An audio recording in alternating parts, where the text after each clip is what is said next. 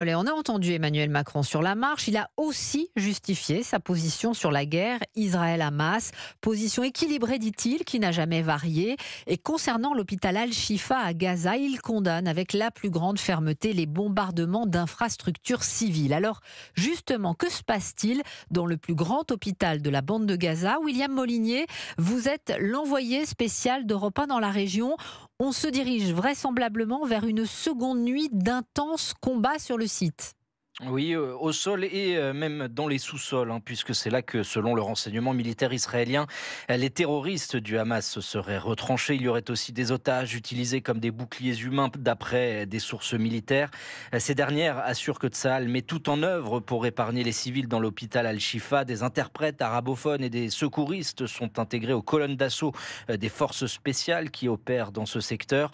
Et on l'a appris hier, dans la journée.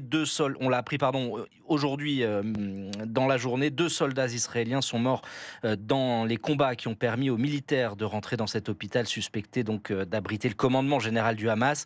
Autre progression de l'armée israélienne, le 13e bataillon de la brigade Golani a occupé la maison du gouverneur à Gaza, utilisée comme QG de la police et du renseignement du Hamas. Plusieurs armes et des équipements militaires volés par les terroristes le 7 octobre dernier ont été retrouvés à cet endroit précisément. Enfin, en Cisjordanie, l'armée a annoncé avoir lancé des opérations visant des cellules terroristes. 28 personnes ont été arrêtées et la maison d'un homme suspecté d'appartenir au Hamas a été détruite. William Molinier en direct de Tel Aviv. Vous êtes l'envoyé spécial d'Europe 1 en Israël.